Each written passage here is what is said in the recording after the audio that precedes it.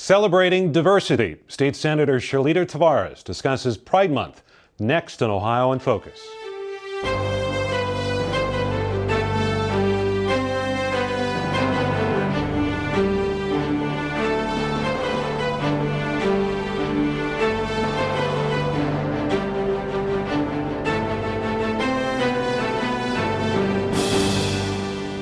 Welcome to Ohio in Focus, the program that brings state government to you. I'm your host, Mike Rao. June is Pride Month, and that is our focus today with State Senator Charleta Tavares, who represents downtown Columbus and the 15th Senate District. Senator, welcome to the show. Thank you very much, Mike. Reason we wanted to talk about Pride Month, which is in June, is because you've actually sponsored a bill about Pride Month. Talk about the bill and why you felt like you wanted to introduce that legislation. Well, you know, the legislature is naming a number of months after various racial, ethnic, and cultural communities, and certainly to highlight various diseases and illnesses awareness.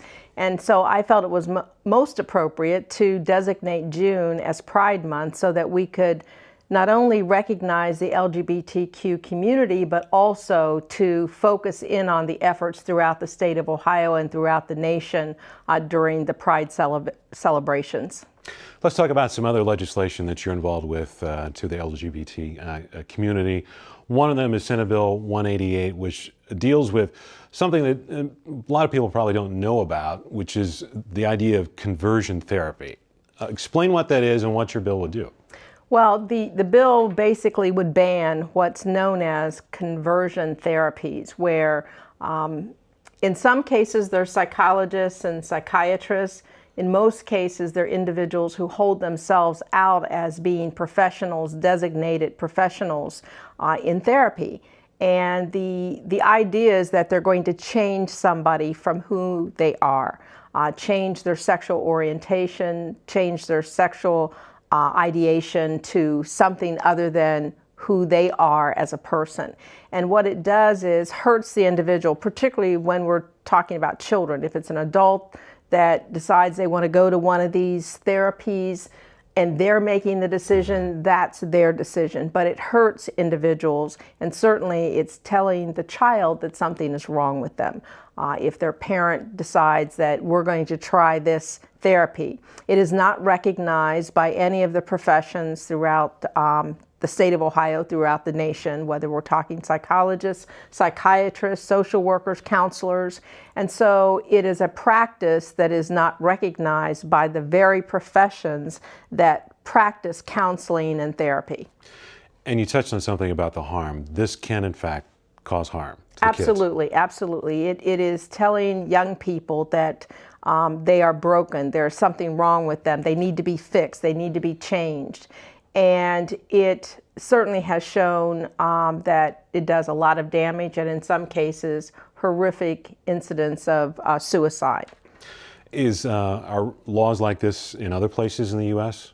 Yes, there's absolutely laws in a number of states, but most notable New Jersey that recently passed their legislation. And what we're trying to do is help parents make better decisions on what is an approved therapy, one that is recognized by the very professions that they're trying to go into. We're not saying a parent doesn't have the right to do what's best in their minds for their children, but we're saying in the state of Ohio, since this is not a recognized therapy, that the therapist cannot practice this so-called therapy.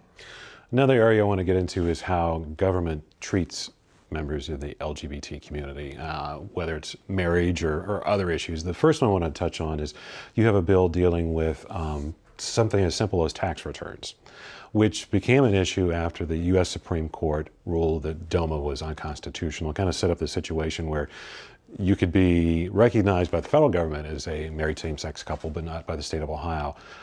What did your bill do, and what was the problem it was intended to address? Well, basically, what we're trying to do is to provide fairness and equity in households. So if someone is married, they can file a joint return. They can file individual returns if they believe that is better for them financially, or they can file a joint married tax return. Generally, that's more economical and certainly more convenient for the household.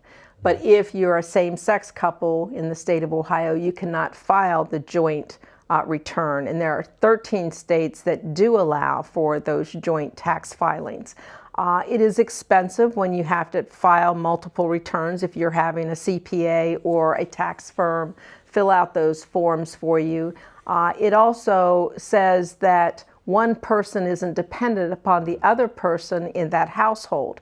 And if you are a same-sex couple and you depend on each other for the health, welfare of your household, then you should have the same benefits as other couples, whether they're married, whether they're living and depending on each other for income. Another aspect that the General Assembly has discussed for a number of sessions now is what to do about non-discrimination laws, should that protections be extended. This was passed a few years ago in the House, but it has not yet become law in the state of Ohio. You're a co-sponsor of Senate Bill 125 that would, kind of expand the non-discrimination rules in the state of Ohio. Are you surprised that we haven't done anything yet on this issue, and where do you see this heading? Well, absolutely, I'm surprised, because when we profess that we do not believe in discrimination, we can't qualify it. You can't discriminate against anyone. And if our housing laws say that you allow for discrimination for one group of people over another group of people, that's not fair, that's not equitable, and certainly it goes against what we believe the federal law states, that you do not have discrimination in housing and accommodations in any of the protected areas of our life. And right now we are discriminating against a whole group of people simply because of their sexual orientation. And that non-discrimination policy within corporate America, and a lot of your big corporations, don't they have sort of policies that everyone will be treated fairly regardless? Absolutely. In employment, we have laws on the books, the equal opportunity laws, that basically say you can't discriminate against people based on their race, ethnicity, certainly their age. And so we're saying, why would we let someone be discriminated against based on who they are as a person, their sexual orientation? So whether it's employment or whether it's in housing. But it'd be a lot stronger if it was actually in law. Absolutely, right? absolutely. The last question I wanted to touch on is what's in the news a lot in the last few months, really since the U.S. Supreme Court issued its ruling on DOMA. We've seen in recent months a whole sweep across this country in federal courts where they've struck down bans on same-sex marriage. In Ohio, there's the case pending dealing with the state recognizes marriages performed out of state. Where do you see this issue heading here in the state of Ohio in the next 6 months, year, 2 years, or whatever? Well, we'll have to watch to see what the court case decision is with respect to recognizing out-of-state marriages in the state of Ohio. There haven't been challenges even to our Supreme Court or our Constitution issue in the state of Ohio. We have our own form of DOMA in the state of Ohio. So, that could be one route. The other route is, that maybe the federal government, seeing the movement throughout the United States, would make a move that said those states receiving any federal funds will not be allowed to have discrimination policies in their states. The other issue that may come forth is a ballot initiative. We're going through the revision of the Constitution of the state of Ohio, and there are many matters that are included in our Constitution that some believe shouldn't be in the Constitution, whether you're talking about location of casinos or whether you're talking about this unconstitutional, in my mind, issue around who can marry in the state of Ohio. So there may be a citizens initiative to come forth within the next year, or the Constitution Modernization Commission may look at that issue during its deliberations. And you are co-chair of that commission. I am a co-chair of the commission. Are you a little surprised at how fast this issue has moved along? Because 5 years ago the thought that I think it's up to 19 states that allow same-sex marriage.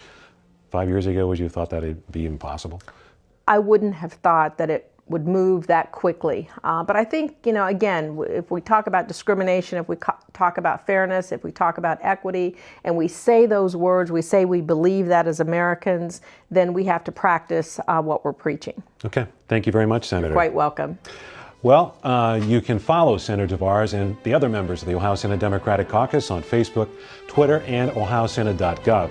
Plus, check out our YouTube channel for the latest videos. Thanks for watching Ohio in Focus.